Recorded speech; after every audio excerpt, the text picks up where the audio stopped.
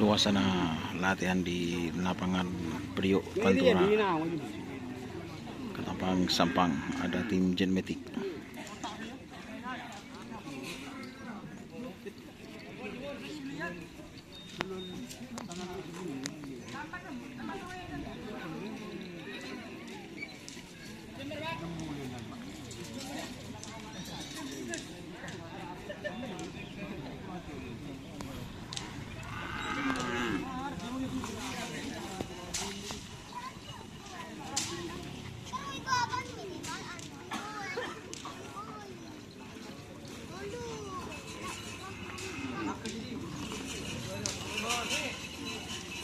Genmetik setel balap.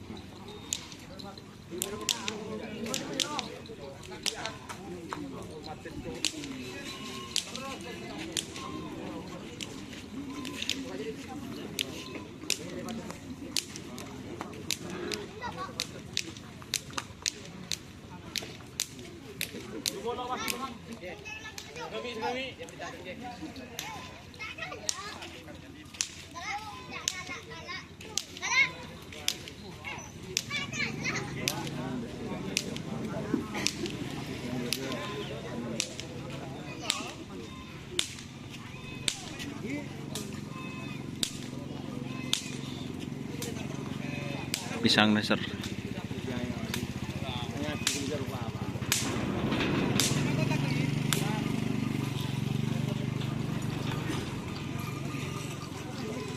Wah, dia orang yang resip.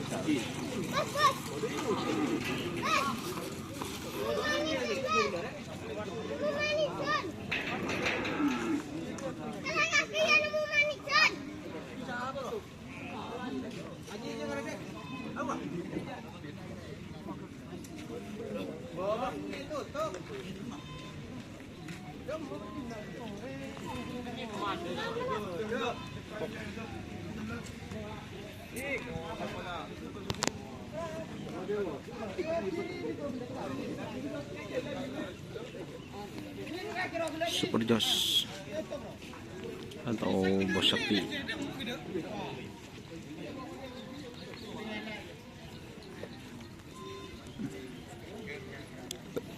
Ada Prabu Sakti di sebelah utara ya teman-teman.